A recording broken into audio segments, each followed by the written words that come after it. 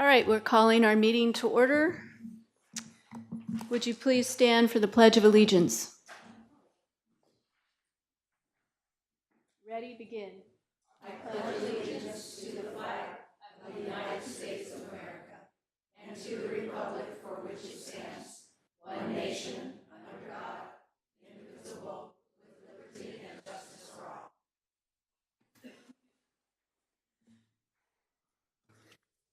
Thank you and welcome. 3.2, there is nothing to report out from closed session. So that was easy. 3.3 is the approval of the minutes of the December 12th Board of Trustees regular meeting. The recommended action is that the board approves the minutes of the Board of Trustees meeting on December 12th, 2018. May I have a motion? So moved. Abe, seconded by Nancy. All in favor say aye. Aye. Any opposed? Say nay. Any abstentions? Margie Bulkin. All right, Margie has abstained and the motion carries. So we're now up to board committee reports. 4.1, Darren is under the weather today, so Abe is going to give the finance committee report. We met Monday and overviewed the budget, and everything is pretty much in schedule. There was really nothing to report out on that one. So, Thank you very much. 4.2 is the policy committee report. That would be Ann. Thank you. We had a very interesting, fruitful, welcome meeting, but it went longer than we had time. We had two things on the agenda. One was to discuss due process. The other was to approve the first reading for tonight. We did not even finish the due process part of the agenda, and then but we really made some progress. I want to say a special thank you to Alan. His resource of memory and history is very, very helpful. And so happy that you attend those, Alan. I like it. But we really made some progress. We're hoping that next month, this committee can finish their work and send it through the constituent process. There was only one of the first readings that we were able to even partially take care of, and I'm going to let Connie share that when it comes time for that tonight. Thank you. Thank you very much. Ann does a great job chairing the policy committee. It's a lot of work. Okay, so we are up to 5.1. Dr. Melissa, I don't know how to pronounce your last name, Raby? Oh, okay. And Judith Martinez are going to talk to us about starfish.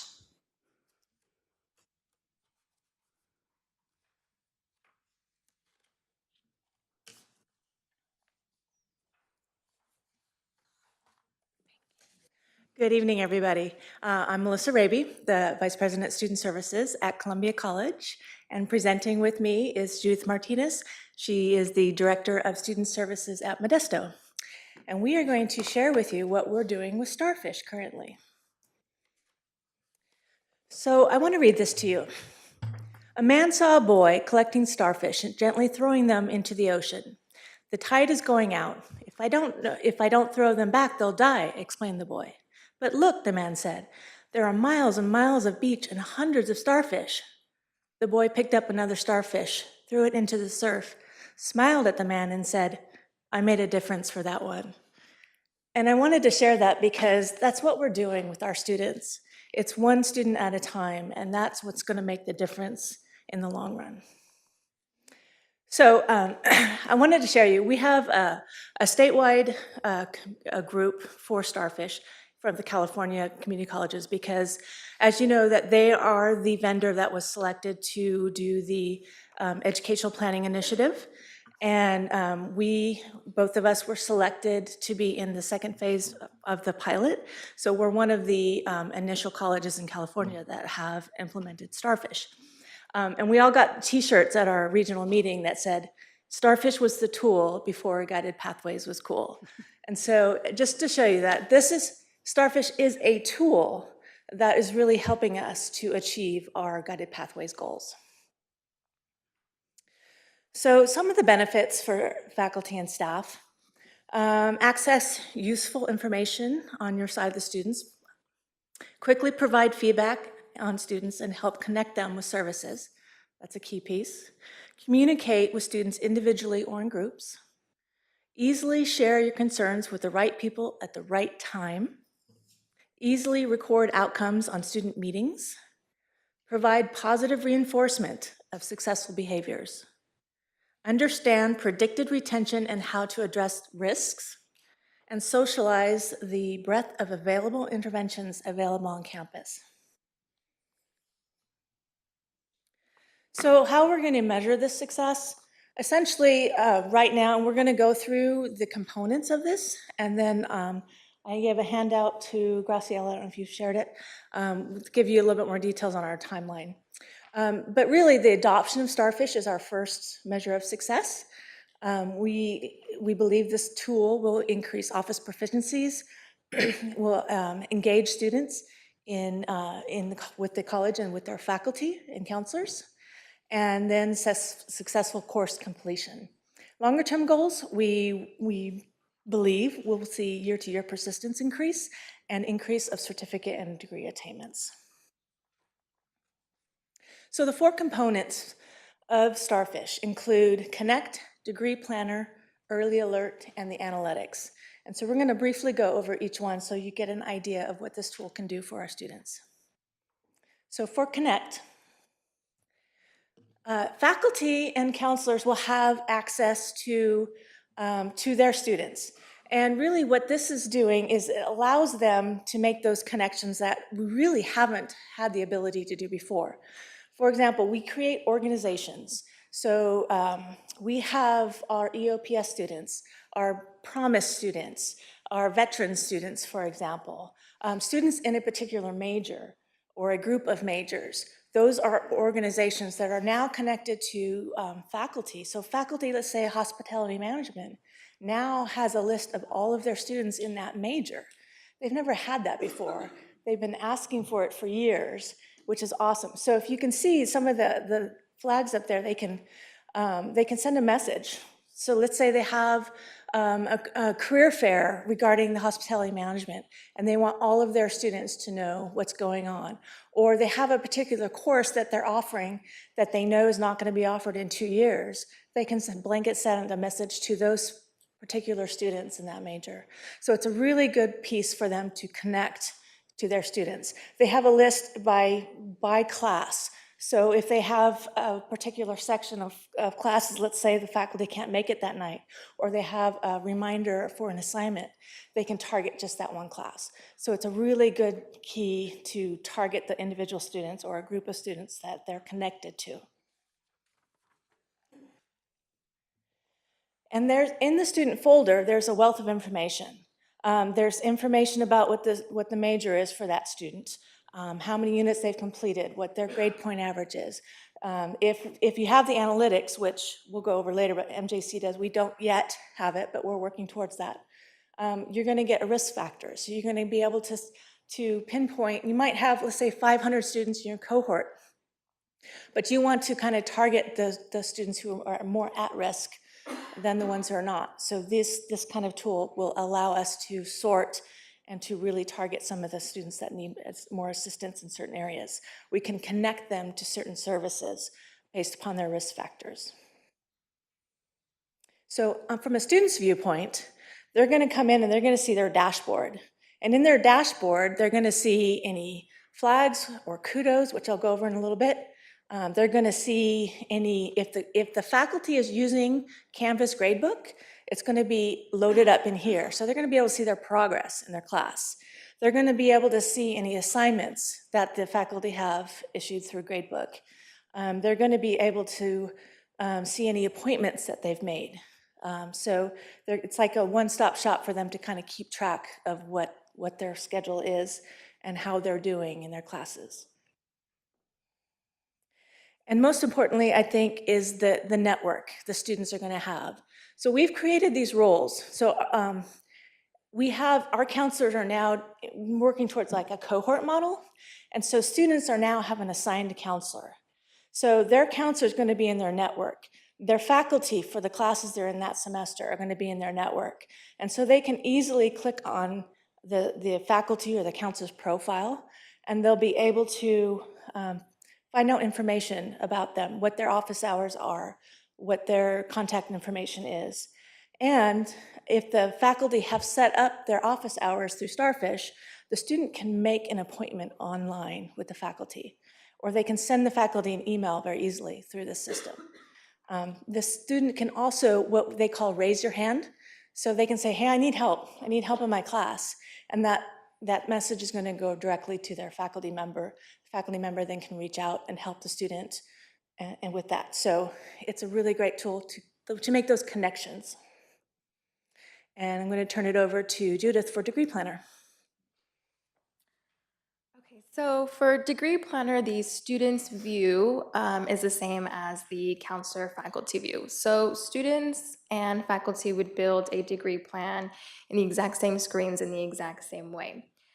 When a student chooses a program, this is the first screen that they would see. So the system builds the program based on what is in our catalog, and it places classes and what Starfish calls placeholders for the area requirements. The box in red would show the classes that the student is already registered for that semester. The purple box shows their progress so far towards the completion of that degree.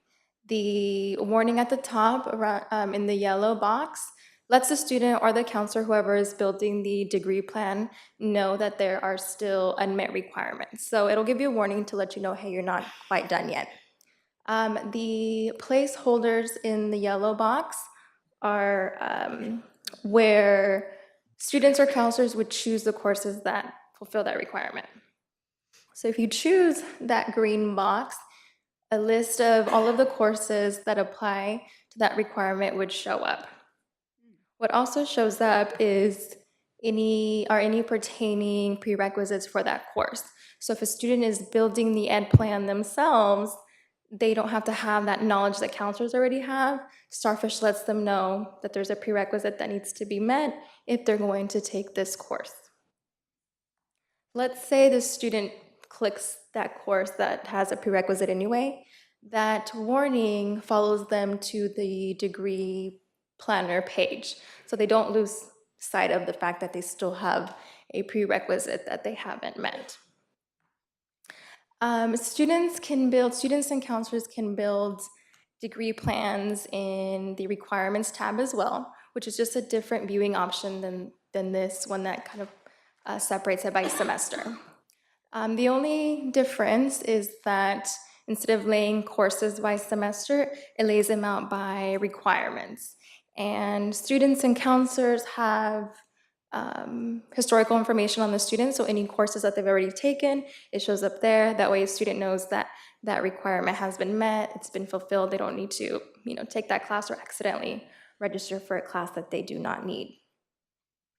Another feature that our students really like is this kind of snapshot of their current schedule. This has been one of the features that students like the most from the feedback that we've gotten. They really appreciate that it's laid out like this for them. When a student builds their own degree plan in Starfish, a counselor still has to approve it. So a student would simply click that request approval box. Their assigned counselor on the back end would see that a student has requested approval. They would review the ed plan, make any changes if necessary, approve it, and then a notification would be sent to the student to let them know your ed plan was approved, you're on the right track, you're good to go. So the next feature is early alert. And we've had an early alert system that we've been using for years out of SARS, but it was kind of one way. The faculty would send an alert out, and really there was no way to notify the faculty that anything had been done with that student.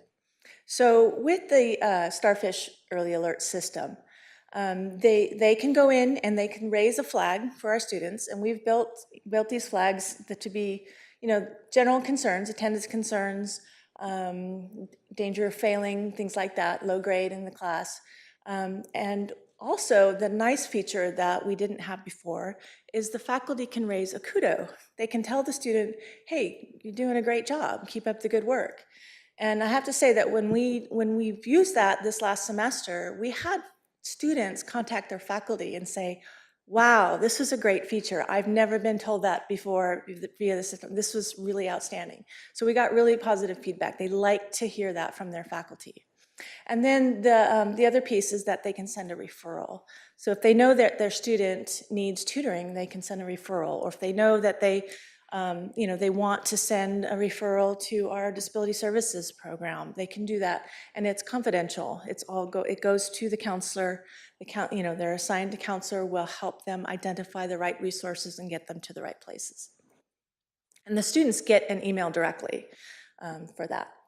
The other feature that we have that we didn't have before is we can send out what they call progress surveys. So we can actually push out a survey, let's say before midterm or 2 weeks after the semester, to kind of remind the faculty to say, go in and tell us how your students are doing.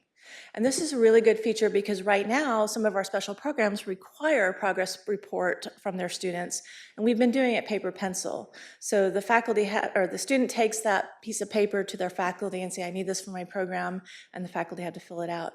This way, it's all electronic, it's all confidential, and it's a good way to get the feedback and it very easily and not cumbersome with the paper pencil process. And finally, the best feature, I think, is closing the loop. So let's say the faculty have sent a referral out and the counselor talks with that student and they identify some strategies for success and they get them to the right places. And so what happens here is they close the loop. They can send a message back to the faculty to say, hey, we met with your student, this is what's going on, and here's what we're doing. And so it kind of just, that feedback that goes all the way around, the faculty know that they didn't just send anything out into the abyss, that something's being done, or the counselor can say, I have not been able to get a hold of this student, so whatever kind of feedback it is. But it's really helpful then to, again, take that one student, give that student the attention they need, and hopefully get them the success and to progress to completion or transfer. And finally, the last component is analytics, which I'll turn it over to Judith. So analytics looks at a variety of risk factors that students have while at school, well, at MJC specifically, because we have analytics. Columbia does not have it yet. But it looks at a snapshot of where you are at that point in time with your student population. There's a variety of risk factors and success factors that the analytics tool looks at and analyzes to give us that snapshot. It's the last tool that we acquired, so it's the one that we're still getting acquainted with. But it's a tool designed for managers, deans, to kind of see the climate in their areas. The list on the right-hand side is the list of several categories that you can filter through. You can look at race, you can look at gender, first generation, GPA. There's a large variety of filters that you can use to, I guess, kind of pinpoint the areas that you want to ask questions about. Like, why is this set of students succeeding at this rate compared to this students in this class? So it helps you not so much, I would say, identify the problem, but it helps you come up with the questions of why is this looking the way it does. Okay, so in summary, what Starfish allows us to do is learn more and earlier about the student, create that holistic picture that we didn't have before. It creates a unified culture around student success. So it encourages that cross-cultural team. So the counselors are working with the faculty in more ways than they ever have in the past. And it shows students that clear pathway to completion. So we think it's a great tool. And we're very excited to get it going. Now, I've submitted a handout to you that we had some questions about what the cost of Starfish is, and then I also included the timeline of where we are, where we started, where we are today. MJC and Columbia are in a little bit different spot right now, but very close in terms of implementation. We have done basically what we've called a soft rollout this last fall. So we're really excited this spring to really kind of do an aggressive, full-blown marketing strategy, really work with the faculty to get them knowledgeable about the tool and understand the benefits to our students. And we're happy to help take questions at this point. So are there any questions? Thank you, Dr. Raby and Director Martinez. Does the soft rollout include a mandatory enrollment of all students, or is it? So all students have access now. So all faculty, counselors, students, staff, everybody has access. So what I mean by a soft rollout is the promotional piece of it. So all of our counselors have been using Degree Planner with their students since last spring. Students just got access because of the single sign-on. Once that was finished, they were able to log in. So they got access to fall of 18. We've created some flyers and things, but we didn't do like full-blown promotion. And so really what happened is that it's been by word of mouth that students are going in and using it. There's many faculty that are using it. They're using the early alert. So that the students are going in and seeing, because they're getting emails too, so they know where to go log in then. So they're seeing those flags, those kudos, those referrals. The counselors are sitting down with their students and showing them Starfish when they meet with them one-on-one. So that's what I mean by a soft rollout. Right.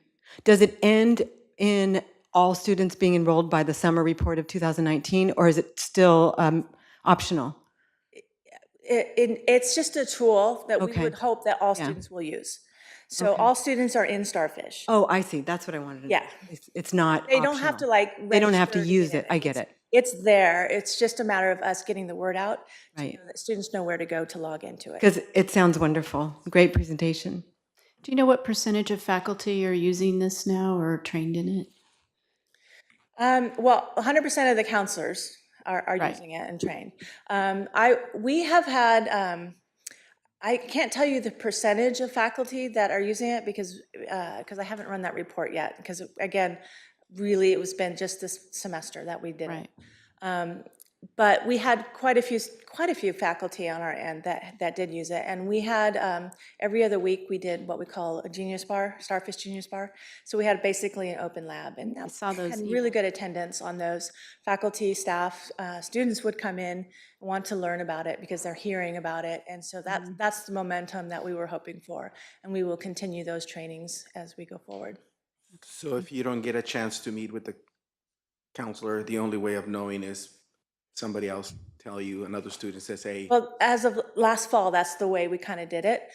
We've got hundreds of flyers ready to go. Welcome Week is going to be kind of the big push for our students. So every student's going to, when they walk on campus, they'll be getting a flyer on how to log into Starfish.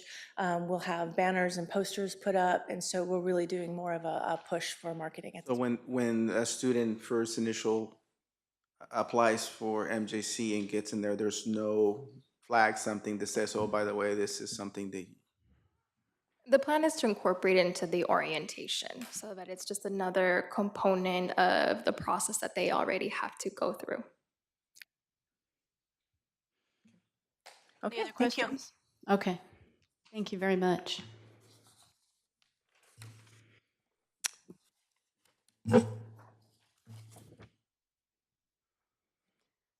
Okay, so we are up to 5.2. We have a presentation on increasing degree completion and transfer rates. So Nick and Rusty Stivers, welcome. Thanks. I'd like to thank the board and the chancellor for giving us this, or allowing us to talk about athletics and what we're doing in that department. But before I do that, I wanted to first congratulate Coach Rusty Stivers. He's, in the last 3 years, given us 3 championships in football, whether it be a bowl game or a division championship. And the last one was this last month in the Golden State Bowl in San Francisco, where we defeated the City College of San Francisco for the first time since 1958. Wow.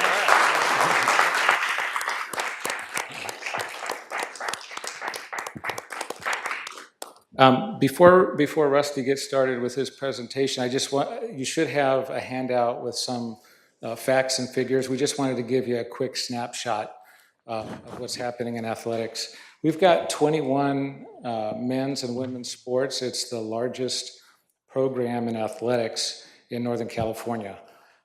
We typically have over 400 student athletes. 93% of our student athletes are local. So we're really proud of that fact. Representative of a community college with 93% participation locally from our recruiting area is really, really good. To give you an example of maybe some of the size of the events that we do, we have 160 on average home games, whether it be a football game, baseball, softball. So, in the course of the years, like every other day, we're hosting something. So there's a lot of activity. With that, you'll see a chart on your sheet that shows student athlete success. And there are a number of factors in the California the Chancellor's Office website. There's some data on student athlete success, and you can look that up per any college, any district. And here at MJC, 69–70% of our student athletes are full-time students in both fall and spring semester. Their GPAs are at 2.7. That was the last count, again exceeding the general student population. And their average units attempted is over 30, and it's been consistent for the last 5 years. So it's coupled with the Hobson Starfish presentation you just got, and the type of students that we're dealing with, it works hand in hand. Lastly, at the bottom, you'll also see that our majors, 75% of our student athletes are not physical education or kinesiology majors. So it goes across college lines. On the back page, I'm not going to go into it in detail. I just wanted to give you an example of what our student athletes must go through. It's a very strict cohort. In order for them to participate, they have to be enrolled in 12 units. In order for them to go on to a second year of participation, they have to have completed at least 24 units with a 2.0 GPA. And on top of that, if they're looking to play sports at a 4-year school or to play at that next level, their time clock, so to speak, starts here at MJC. They have 5 years in order to get 4 seasons in. So they are on they have built-in factors to move through the process towards degree completion and to move on to the next level. In addition to that, lastly, before I hand it over to Rusty, we couldn't do it without the student services support that we have, similar to what you just heard.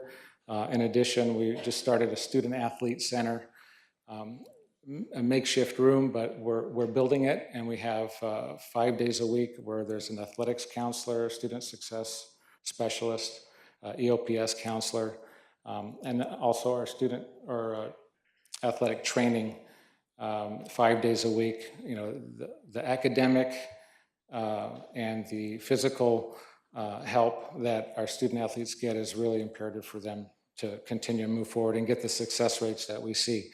So with that, I'm going to turn that over to Rusty's presentation, and unless you have any questions, or maybe later. Thanks. Okay, I have 48 slides and only 5 minutes. So this is going to be fast. Think of it as advertisement impressions. We're going to go real quick. The focal point is football, of course, but it encompasses the whole program. This is our program template that we have, and from recruiting to retention, student success to completion, we emphasize time management, diversity, and student success. And I've highlighted, we're really working on an academic game plan, athletic counselor, structured tutoring, developing the young men, and then being the #1 minority transfer program on campus. and in the state. That's our goal. When I got the job, I read through the student equity report and concentrated on course completion and degree certificate for African American and Hispanic students. And the two areas that I'm going to talk quickly about is athletics is a special population and some of the things we're trying to do to improve degree completion. Our athletic department has about 500 student athletes, with football around 100. This is a list of our students and their information that I send out to colleges that are interested in recruiting our students. There is 75 Division I schools that have either contacted me or have come to campus to talk to our students. We've actually had 11 of the Pac-12 schools come to our campus at MJC. There's 11 Mountain West schools. And then there's a lot of other Division I schools that have come to MJC. That's a picture of the coach from Louisville this last April. One of our students, Michael Thompson from Stagg High School, got a full scholarship. He was a non-qualifier, took 2 years, and his scholarship is worth at least $80,000. So that's an exciting success story. 1AA schools like UC Davis and Sac State visit us.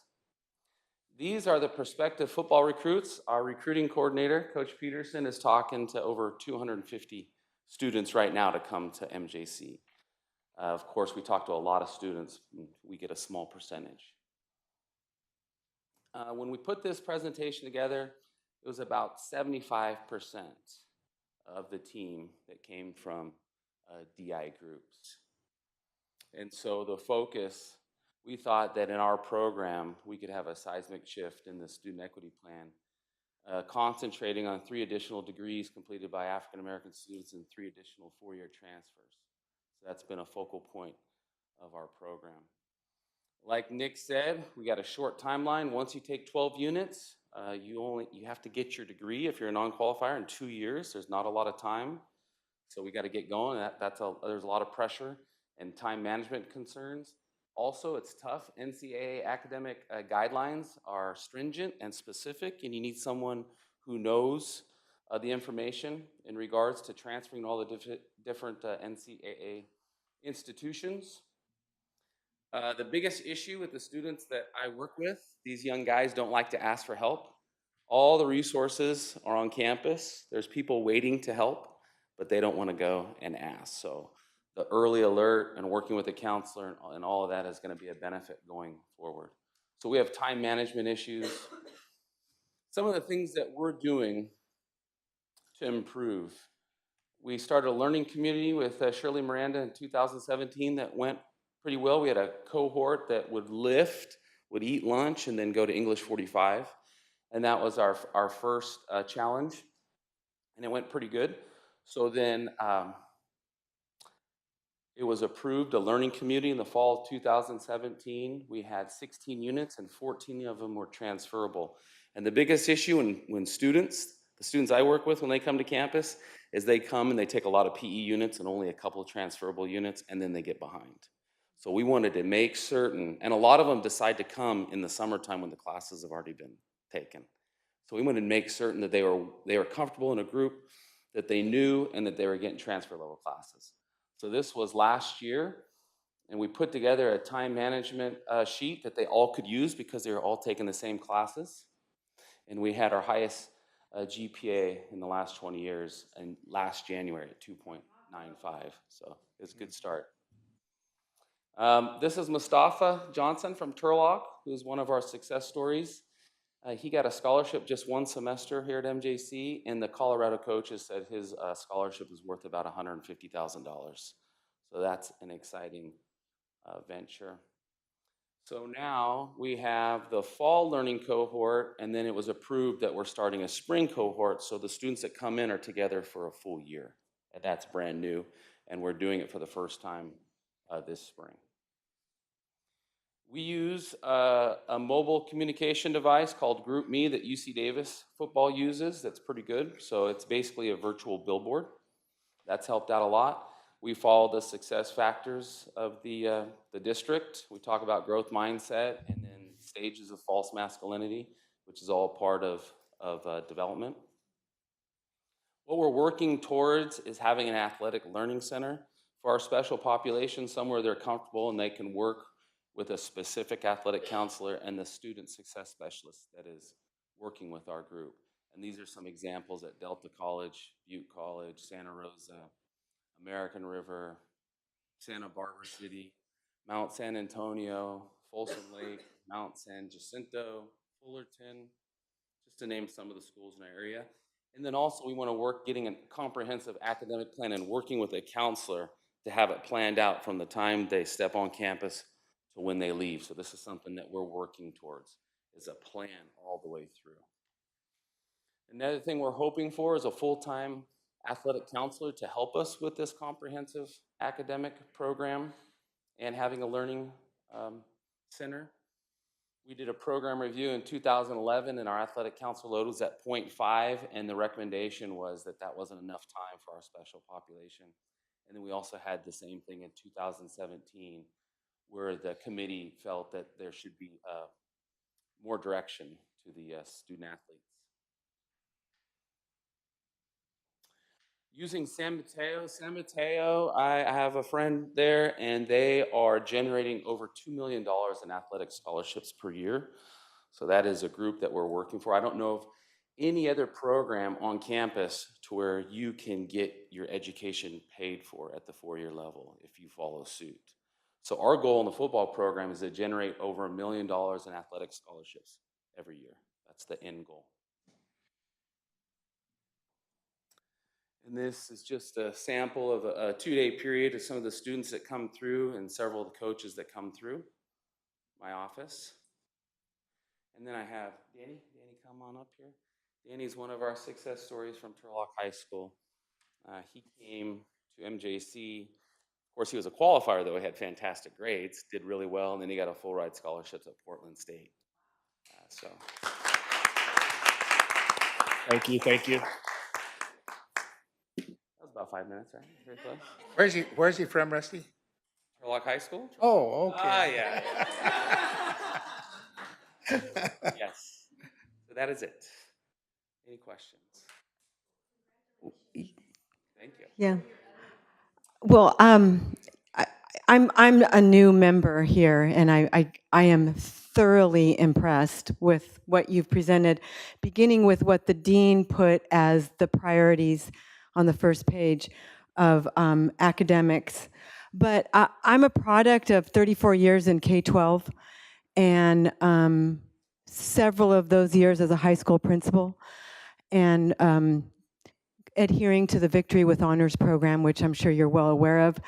But I've worked with a lot of coaches, and you exude, there's something, I mean, you have like a power around you. It's obvious, and you've attracted greatness. And I don't know you well enough, but I see it. And so the congratulations to you for your awards and your accolades, but Victory with Honor is also honorable leadership. And that's you. Thank you for what you do. Thank you. All right. It's a love fest. I like it. All right. Thank you very much. And we're going to go on a recruiting trip, so it's Excellent.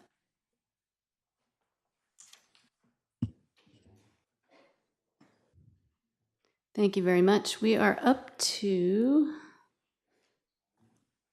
5.3. And Dr. Sanders.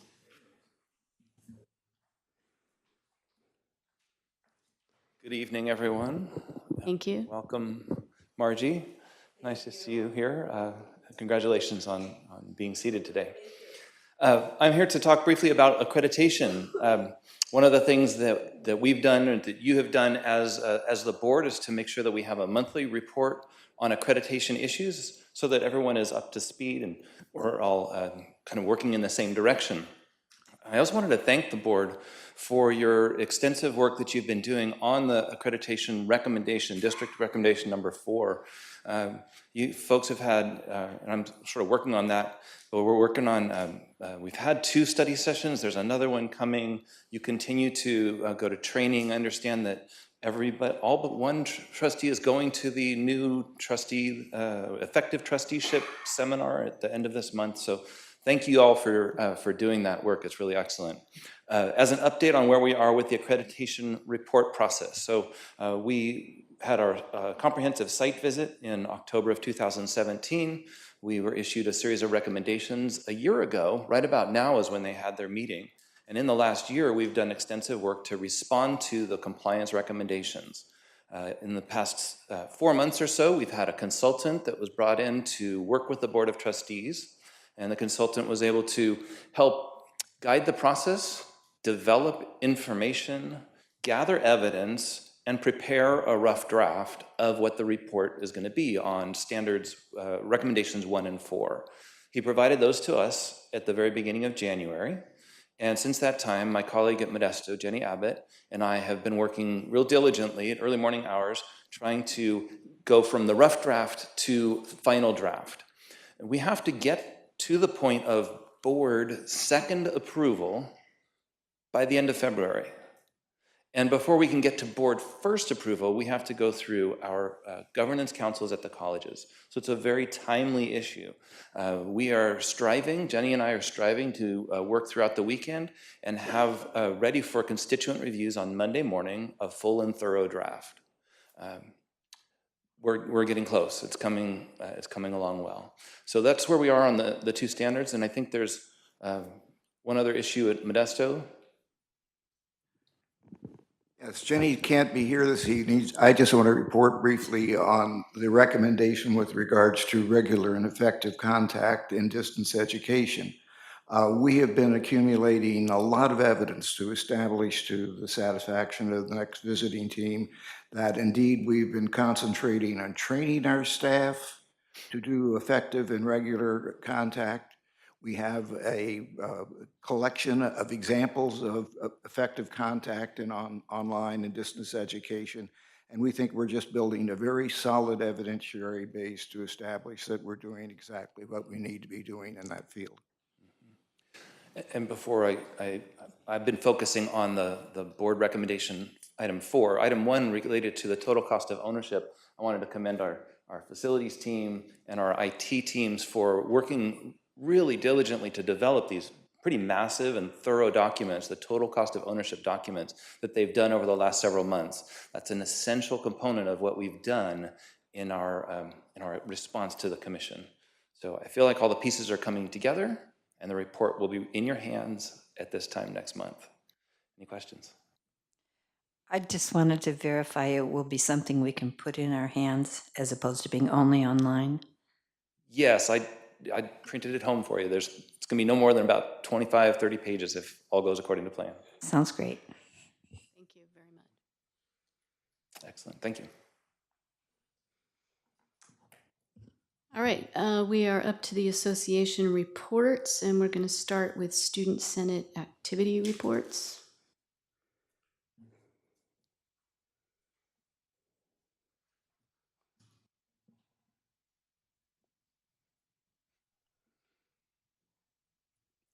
Good evening, members of the board. I hope you all had a great winter break and also Happy New Year.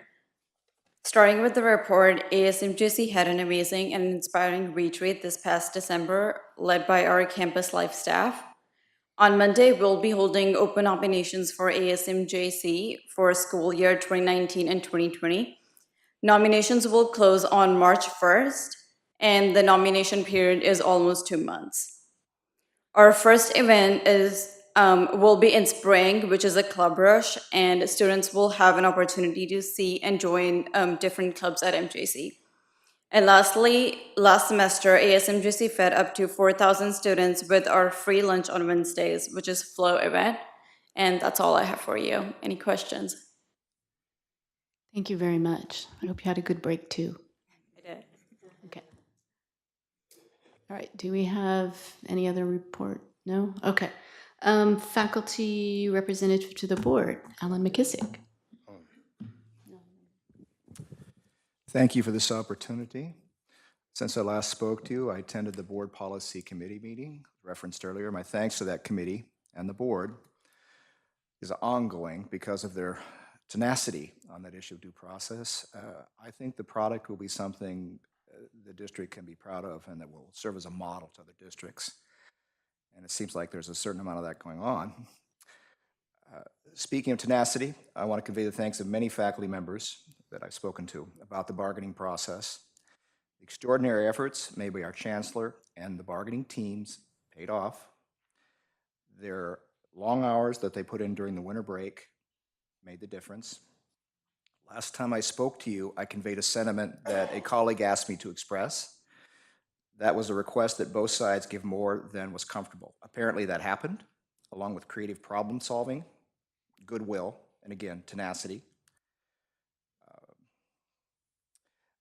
I was at the YFA Representative Council meeting this afternoon, and President Salmon explained the tentative agreement, and he put it in terms of a narrative. He talked about that bargaining that went on over winter break, and he very definitely commended individuals, not just our chancellor, but some members of the negotiations team from the district. I'm sorry that Trustee Garrett couldn't be here tonight. In my discussions with him, I found out that he is another history buff. Recently, I have reflected about great endeavors, some that seem like long rolling disasters until they met with success. And I think we're just about there. And again, thank you for this opportunity. Thank you. Next up are the Academic Senate activity reports with Nathan Reen, okay. Good evening, trustees. I'm Nathan Reen. I'm the Academic Senate President at Columbia College. A few things to report. Not much has happened since December 12th, last time we met. But I think we all got some good news. A couple things tomorrow. We are back at in-service, and so we do have our teaching learning community, our professional development group for teachers, which is going to be put on mind shift activities. We do have our division meetings, and tomorrow we're running our first academic senate meeting of the 2019 year. The other thing I wanted to report, well, to be honest, I want to congratulate Rusty. I know he took off, but he's an excellent football coach. I used to play baseball with Rusty. He's a great guy. He's a UC Davis guy, so I love him to death. But as far as going through eligibility for our programs, right now Columbia College men's basketball is ranked 18th in the state. They're 11-3. They're doing a great job. One of their only losses, came to Fresno City, so that's going to be a good battle. And doing our eligibility for our students too, we're just shy of a 3.0 for a team of 12. And usually basketball is one of the toughest sports to maintain a very high GPA, but everyone's eligible. And so we're looking forward to the rest of the season. Any questions? Okay, thank you. Thank you. Is Curtis here? That could be a problem. Okay. Well, okay, so we are now up to LTAC. Is Klaus here? Yes. I did receive an email from him saying that he was not going to be available due to a conflict with adjuncted service tonight. Okay. He had no report. That's a great place to be. All right, so we're up to Jim.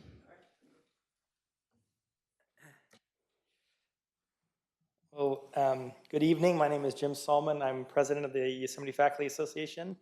First of all, Happy New Year to everybody. I think it is a very good new year, a good way to start. I want to, first of all, congratulate our new trustee, Margie Volkin. I wasn't able to greet you last month, but congratulations on your election and welcome to the district. Obviously, I'm very pleased to report that we have reached a tentative agreement with the YCCD. As Alan mentioned, it was a very good process. We're very pleased with how it went. And aside from the agreement itself, I think we also just started a new chapter. And that, to me, is the bigger win in this. I think we have a new start that I'm really pleased about. I'm a person who likes to be symbolic, so I brought an olive tree to Chancellor Young yesterday when we were looking through the documents, and it's small, it's tiny, it has no fruit on it. But the objective was, one is kind of a peace offering, obviously, but it's also, it needs care, it needs sunlight, it needs water, and so, and if it's, taken care of, then it's going to produce fruit that everyone gets to enjoy. And my understanding, it's going to be planted somewhere on district property. So anyway, I just, I appreciate that Chancellor Young took that very well. I also want to thank the MJC and Columbia College administration who have been very supportive. I will be attending In-Service Day tomorrow at Columbia, as well as MJC's Institute Day on Friday, standing with Chancellor Young. I think we felt it was important that we kind of showed a united front that says, look, we got a fresh start. And so they allowed us the time at their Institute and In-Service Days to just speak for a few moments, so I appreciate that. And also for them allowing, we're doing a special general faculty meeting on Friday in Oakdale, and both administrations have made that available for faculty to attend to go over the tentative agreement, so I appreciate them rescheduling kind of at the last minute, and I appreciate that. I would also like to report that yesterday our executive board met a day earlier than we normally do to review the tentative agreement. And then our rep council met today as well. We did a special meeting. Both not only unanimously approved to send out the tentative agreement to the faculty, but both have also approved allowing me to authorize an expedited ratification process. We normally have a 10 business day process to ratify, and both approved to allow us to ratify this by 11:59 p.m. this coming Tuesday. So we're going to do our part to get this done, and we have some work we have to do this semester. So I want to jump on that in the tentative agreement, but we're very pleased, and thank you. Thank you.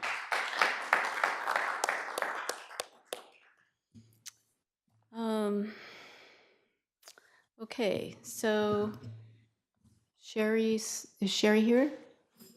There you are.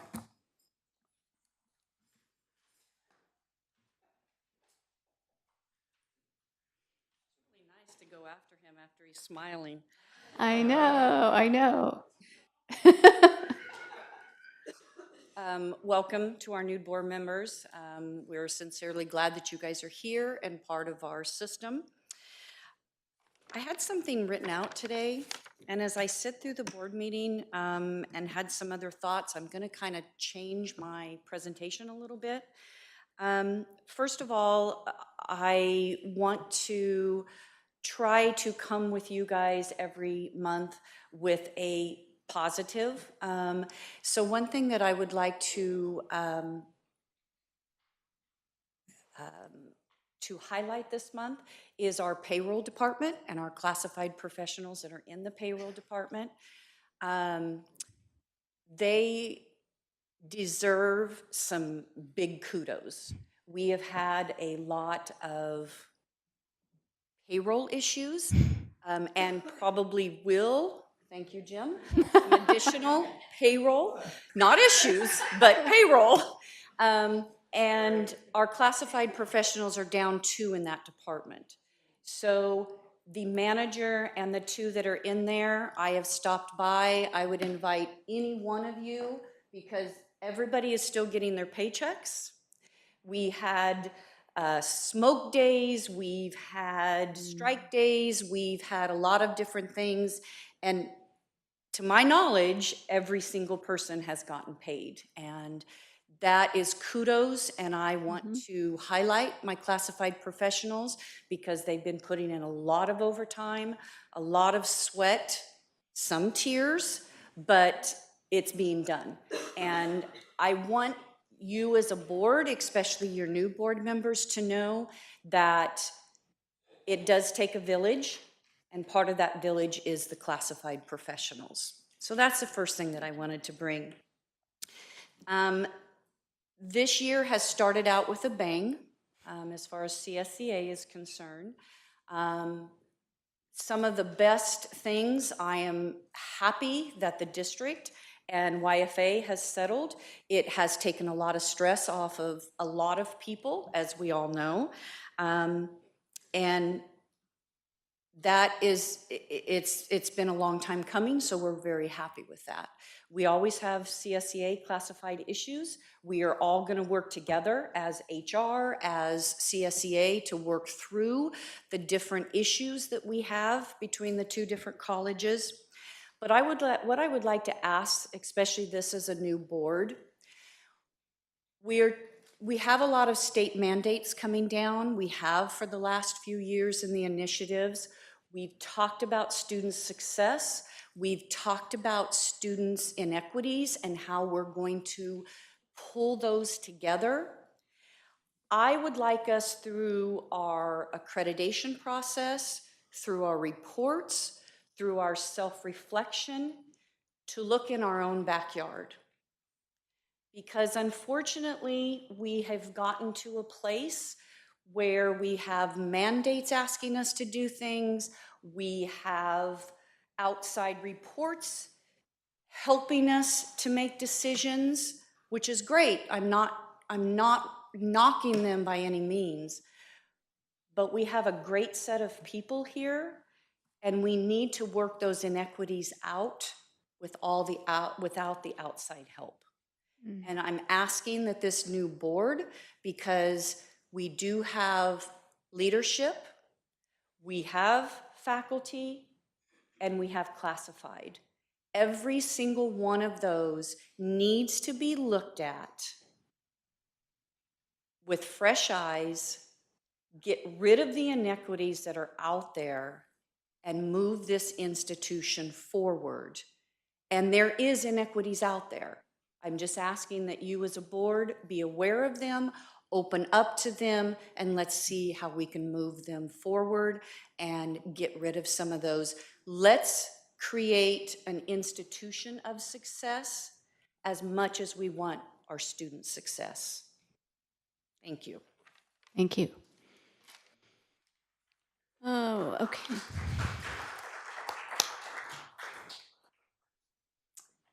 All right, we are up to 5.5, and I see an empty seat over there. Do we have anybody speaking? There you are, again.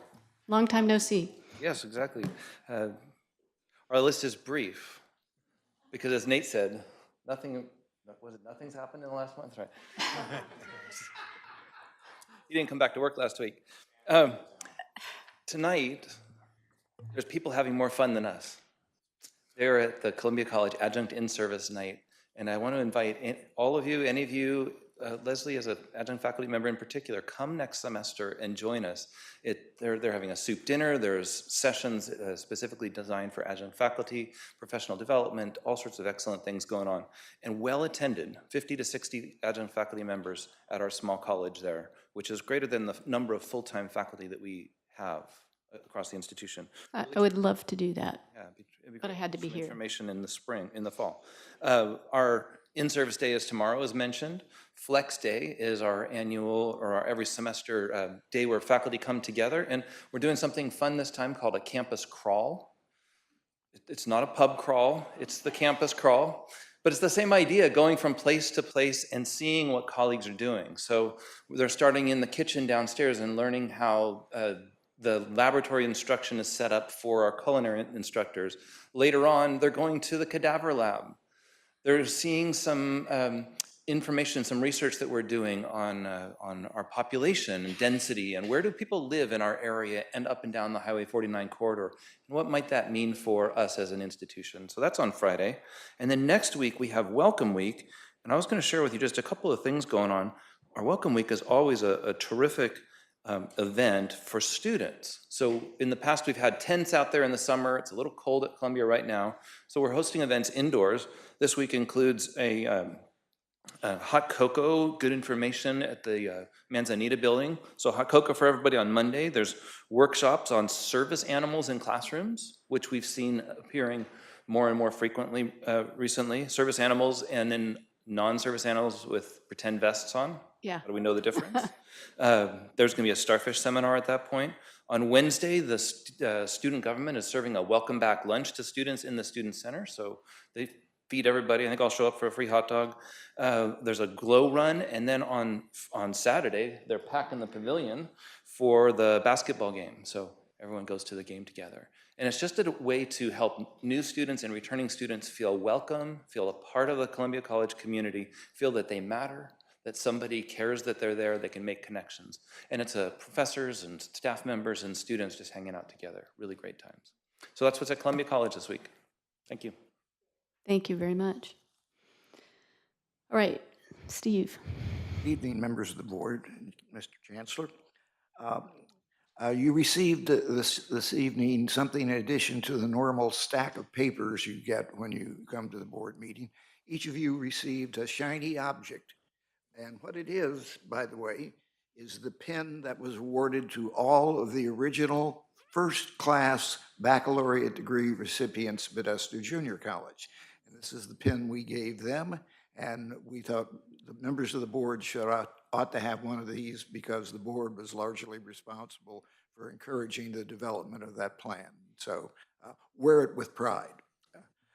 I don't want to be too repetitive of what's been already said tonight, but coming on as I did in right about the climactic moment of a 3-year labor management crisis, I had a sort of unique perspective on that event, stretched out event, saga. And I was astounded at how productive the college was, how much work was being done in student success, how much of themselves faculty gave to developing guided pathways, cohorts, and colleges.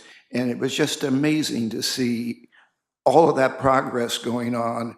But in the back of your head all of the time was a big qualifier, but what happens if there's a strike? All of the enthusiasm, all of the progress, all of the good stuff that was going on go to waste because we were unable to deal with the labor management crisis. I think we had a lot of wind last week. I think a lot of that wind velocity was a result of the great sighs of relief and rejoicing that members of the Yosemite Community College District experienced. And I just can't help but think that there was just something big and special about the goodwill in the messages from Chancellor Young and President Salman that went out. There was a very special, hopeful tone to those messages that I deeply appreciated. I also think it's kind of significant that some people, when making peace, offer an olive branch, and we've got a guy who offered a whole tree. So I won't. I will watch it grow with great pleasure, Jen. I won't. I gave you a list of all of the activities going on at MJC, or at least a number of them. So I'll not gild a lily by repeating those, but just say that it's great to live through the very positive moments we've had in the last couple of weeks. Thank you. Thank you, President Collins. All right.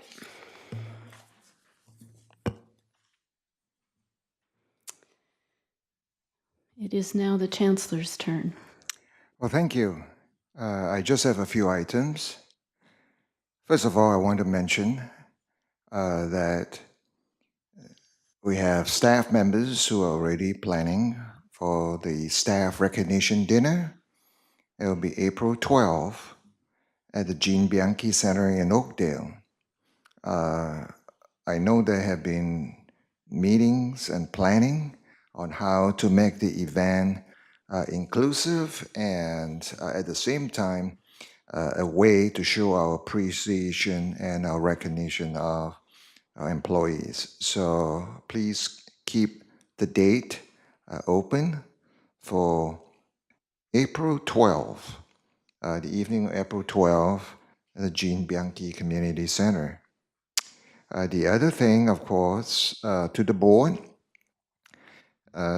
nominations are now available for the State Board of Governors Annual Classified Employees of the Year Award. Now, this is a big thing. It hasn't always been there. It has only been there since 2009. And it's an opportunity for us to recognize a classified employee. So let's keep that in mind, and you may be receiving, requests for nomination and so forth. And I hope that we will all think about our support staff, who made our lives easier. And maybe this is the time to think of that special person that we think should receive the Classified Employees of the Year award. Finally, I want to talk about the conclusion of negotiation with the Yosemite Faculty Association and a tentative agreement. This has been mentioned earlier, and I just want to say that I am especially thrilled that we have an agreement, and it has been signed by President Jim Solomon and myself, and it is done. The next step is for the faculty to ratify it. And Jim mentioned about the olive tree. So here is a picture of the little olive tree. I want you to know Jim specially ordered the tree. And it came in a box. The way that it was packed was very well done because, it would spend many days, I'm sure, on the truck before it got here. So as soon as I receive it, I have opened it and watered it. I have turned it over to Judy Lancaster, our Director of Facilities. She has contacted the Grounds Department, and the Grounds Department are having a meeting with the faculty at MJC tomorrow to get some advice on where might be a good spot to plant this tree, where the sunlight will be just right, the watering, would be adequate, and so we all have high hopes for this tree to prosper and grow into a huge tree.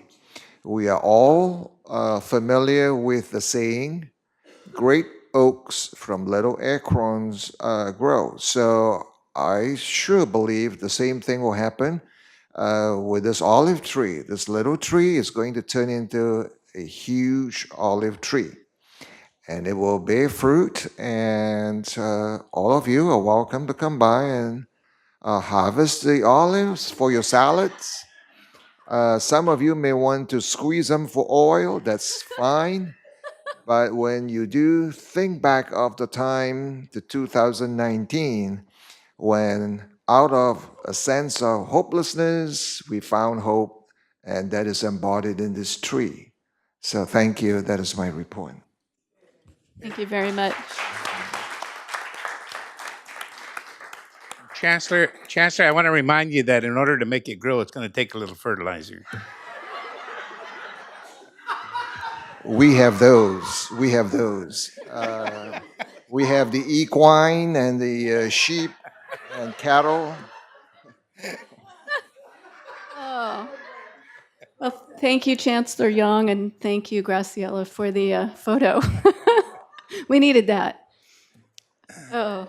Oh, wow. All right, we are up to, I think, 5.8, and I think Connie is going to do the bond report for us, correct?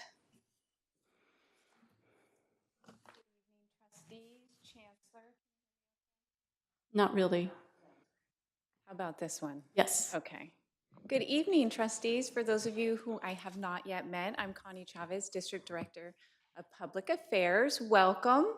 I'm not Thomas Solomon, the CBOC board chair that you, or CBOC chair that you have read about in your agenda. He is out of town today, so I am here in his absence. What I can tell you about the CBOC annual report is that it was a team effort. Kitchell, our program managers, submit project description and information. Our own fiscal services folks submit information. Our staff in the chancellor's office put it all together and make it look fantastic. Thank you, Kimberly Carter, for the photos and all of the stuff that you do to get that together. So it is a real team effort to put this annual report together.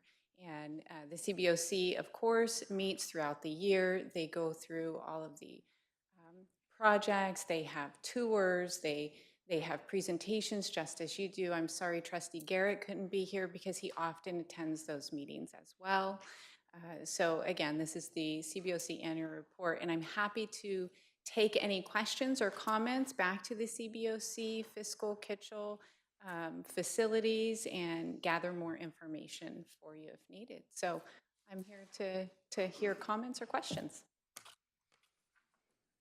Any questions from anybody else? Yes, Margie. Two things. Connie, thank you, by the way, for representing the CBOC tonight. I really appreciate the fact that there's a sign, at least when you come into Columbia College, that thanks the community. It reminded me when I worked to pass a bond at Sonora Elementary to ask the board to place a similar sign because it's a reminder to the community of what they invested in. So, but secondly, you know, I'm looking at the names of these people and I don't know them, but I so appreciate them because the work is often unnoticed, and it's such a necessary third-party oversight to oversee the public's money. So I want to say their names: Thomas Solomon, I don't know if I'm saying it right, Joseph Aja, Dorothy Wink, Frederick Fowler, Sherry Fowler, and the two that finished their terms. I wish that we could thank them publicly here, maybe next time, Christina Gentry and Paul Newman, whose terms ended in 2018. For lack of a better word, it's a thankless job, but it is so necessary to the democratic process. And please convey at least my thanks, and I'm sure the thanks of the board for their work. I will do. Thank you. Thank you. No other comments or questions? Well, I did have a question. On page 11, and I talked to Graciela about this. I don't know if she passed it on, but you see where it says Patterson Educational Site, and it says the district acquired land in the Keystone Business Park, and it has the cost, and it says project complete. And then it says complete for facilities refers to occupancy. Residual expenses may continue to be associated, et cetera. But my understanding is that we don't actually have an active center there because the state changed its rules. And so I felt that that was misleading because to an outsider looking at this, it looks like we have an active center there and we do not. The project description says the district acquired land in the Keystone Business Park. I can add a note that says, please see the FAQ.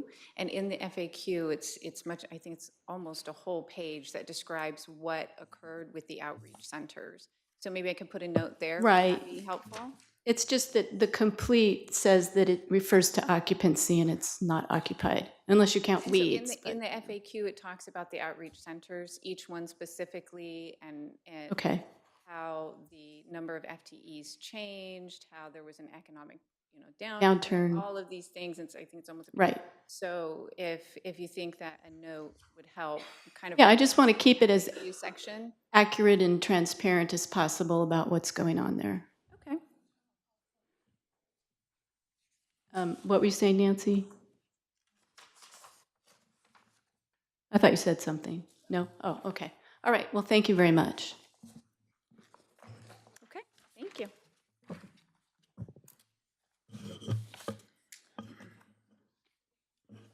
All right, so we are at 5.9, the grant activity update. And let's see. Is there anything we're doing with that, Gracia? We're just mentioning it? All right. It's in the consent agenda, or it's in the agenda. All right, so now we're up to 6.1. The recommended action, this is the consent agenda. The recommended action is that the Board of Trustees approve action items 6.2 through 6.12. Would anyone on the board like to pull any items from the consent agenda for discussion and/or separate vote? I would like to discuss 2 items, but I don't care to pull them. We can have a vote on it. I'm interested in 6.8 and 6.9, the sabbaticals. And you were going to say I something? have just one correction on 6.11, the personnel table, under appointments classified promotional, classified probationary. Shannon King was to be appointed as an administrative assistant, and she has withdrawn her name from consideration. Okay. So do I need to say that when we take a vote, or is it enough that you said it? You made it, okay, good. All right, so Anne, you wanted to discuss or make comments on 6.8 and 6.9? Yes, I would. Thank you. Okay. This seems to happen every year, so I'm going to express my wishes, and maybe someone can help me figure out how to make it happen. But I believe that when people who are applying for sabbatical, they don't exactly know what it is the board is going to see. And what the board wants to see is 1 page is good, but outlining enough of the plan so that we can see that there's rigor involved. So to me, 5 lines of what you're going to do doesn't give me an understanding of what you're going to do. I also believe that the applicants turn in pages and pages and pages, but they need to know the 1 page that comes to the board.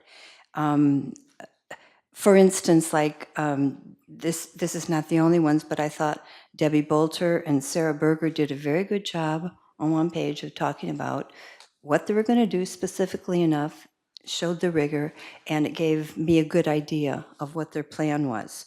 And so maybe, this is just a thought, it can go anywhere, is that the board has asked for presentations from various groups. Maybe at some time the 2 sabbatical committees could come have a study session with the board, and we could have the opportunity to share what we'd like to see so we have a better understanding. I think a lot of times we have wonderful plans, but we don't know it. And so I just wanted to express my frustration with that and hope some way, and somebody may have a better way to do it, that we can fix that in the future. Yes, certainly.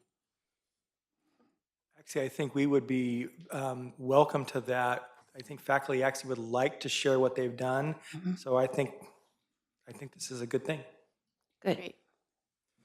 Yeah, I agree with you, Ann, because I think in the past, we've always, the only time it's come up is when we're disappointed with some of the sabbaticals that are applied. So this would be a good start, I think.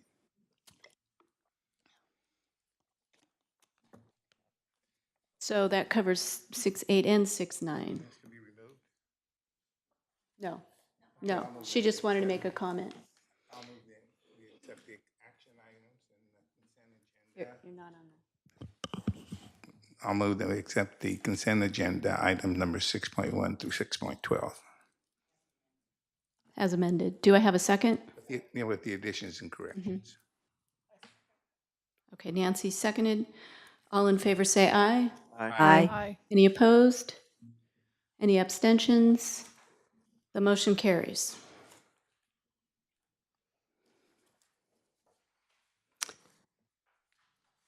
So, sorry, we have to turn through a lot of pages now.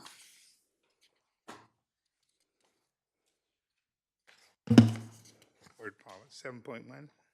We are at 7.1, and Connie is back. Thank you.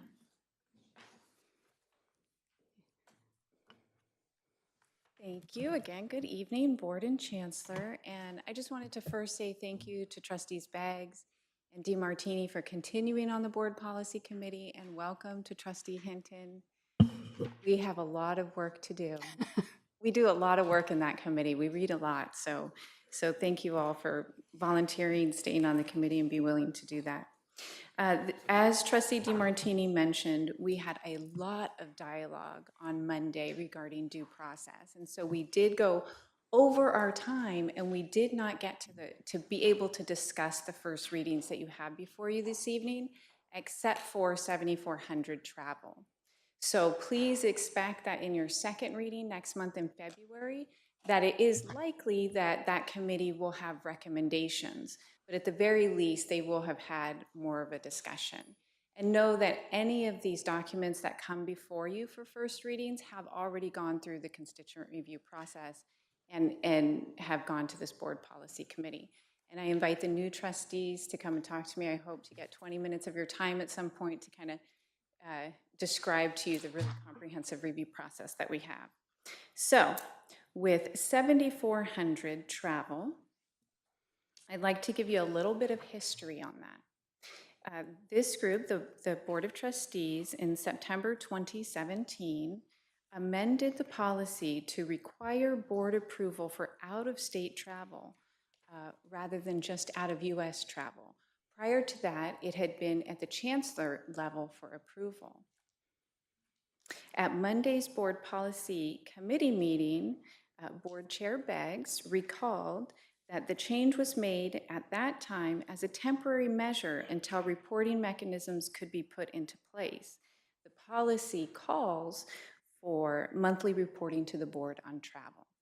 And so while that was not happening in the way that we needed to, the board chose to make a change and have the board approve all out-of-state travel. Since that time, two things have happened. Number one, the policy and procedure have again been routed through the constituent review process with much of the same feedback. At that time in 2017, September, the constituent review and feedback came forward that they did not want to change the chancellor level approval. But we needed to do that so that we could get those reports that we needed. The second thing that has happened since that time is significant progress has been made in instituting reporting mechanisms with the development of soft docs, and that continues to be happening.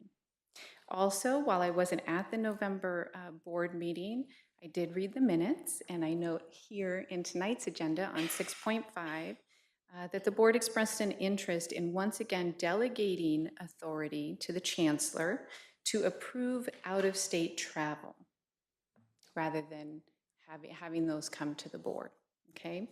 So at each one of your places, you have this document, and starting on line 17, you have some changes in red, and those changes are different than what you see on the agenda, and they are recommended revisions based on that very brief conversation we had at the board policy committee on Monday. And they are in keeping with the feedback we had heard through that September 2017 review, and also this last time as things were reviewed. And so on line 17, the changes would read, all travel outside the United States, strike California, outside the United States must be approved in advance by the board, and then strike unless the timing is such that the individuals or district will be adversely affected. And then on page 2, line 7, we would strike and the board. So that sentence would read, out-of-state trips may be made only with the approval of the chancellor, period. No longer requiring board approval. So while you're not voting on first readings tonight to make those changes, wanted to present those to you, and you will likely see those changes in your second reading in February. So I had nothing else, I think, to report. Did I? I'd just like to make a few comments, is that the board policy committee, everything that Connie has presented is accurate, and we're good with that, but we did not have time to change anything else in this policy, and there's a little bit of wording, not major, that we'd like, all I'm saying is it may come back next month with a few recommendations, which you can approve or not approve. Thank you very much. I have a comment on, I'm sorry, were you done, Connie? I was done on 7400. Now, while I voted to approve all of the items on the consent agenda, I remain concerned about the government code section prohibiting approval of funds from a state that has protections against certain groups, and in this case, in government code section, or protections to protect people regarding their sexual orientation, gender identity, or gender expression, which California has, and to not allow to approve state funds to be spent in states that don't have those protections. And I recognize that on the consent agenda, Arizona and Georgia were both places where we approved students to go. And I voted for it because I don't want to deny students an opportunity for that kind of enrichment. But I just want to go for the record to say I agree with the government code section that we need to be mindful about where state money spent in states that don't have the same protections that we foster and we admire and we promote. And in this case, it was Georgia and Arizona who both don't have equal protections for all people. And that's bothersome to me. That's all. Just airing my... Thank you. Any other questions for Connie or comments? No? All right, thank you very much. So we are up to 7.2. The CCT Board of Directors nominations for 2019. The recommended action is that the Board of Trustees determine if they will nominate a candidate for the CCT Board of Directors. So my first question is anybody on the board interested at this particular moment in being nominated? Okay, so don't fight over it. Yeah, exactly. If you're not here, you get nominated. That's why I didn't go to the restroom. Yeah, oh, good idea. All right, so if you wake up tomorrow or sometime before February 15th and say, I really, really want to do this, there's still time, okay? So anyway, that's just a point of information. And then we have up next 7.3, the Columbia College and Careers CCAP Partnership Agreement, first reading. There's no motion required, it's just that we basically say that we've conducted a first reading. It's part of the agenda. And now, I think, are we actually up to board comments? All right. So I'd really like to welcome Margie, our new trustee this month. And it's our habit to go through and just say what people have been up to. And we can start with our student trustee today. Hello, everyone. I have no report this month, but I want to wish or say I'm glad. Oh, sorry, but I want to wish everyone a blessed new year. And I just want to say that I'm really looking forward to this new semester. I really like the energy coming into the new year, and especially with the new Starfish program. I'm really excited about that. I wish it was implemented when I was first, coming, but hey, better late than never. Thank you. Thank you very much. And I'm going to rotate down to Nancy. You're next. Well, it's my second meeting, and I've attended the policy and procedures, which is a lot of work. Thank you for giving me that task and trusting me with it. You volunteered. We warned you. I think it was suggested. Anyhow, I'd like to say a special thank you to Alan. Input is valuable, and I learned a lot from what you had to say, and with Connie helping us get through that first meeting, and look forward to doing it. I also went as a new board member to the Great Valley Museum and learned a lot there, and they are going to be doing a casino night coming up, and I'll have more information on that next month. but we do hope that we can get a lot of support to help raise funds for the museum. And it's a great outreach to our K-12 population, especially our K-6, but hopefully it'll expand through to some of the higher grades. But it's a great museum to go and visit, and I'm enjoying my time here. I want to say thank you again for all those. And phew, we don't have to worry about January 14th. So thank you, Jim, and the olive tree. And I'm finished. All right, Margie? I like to say things in threes. You'll see that about me. So it has some symbolic meaning, I'm sure, a triangle. But I want to say I was very impressed with the joint message that both Jim and Henry published. Really impressive, very, very impressive. And the comments that I was hearing in the community as a result of that. And in particular, a comment from a professor at Columbia College who said, I've got new enthusiasm to go to work as a result of this really wonderful agreement and a new beginning. And I just have to tell you, I was really impressed with your message. Really wonderful. Secondly, I don't have any activities to report because tonight's my first night, although I am going to Columbia College in the morning.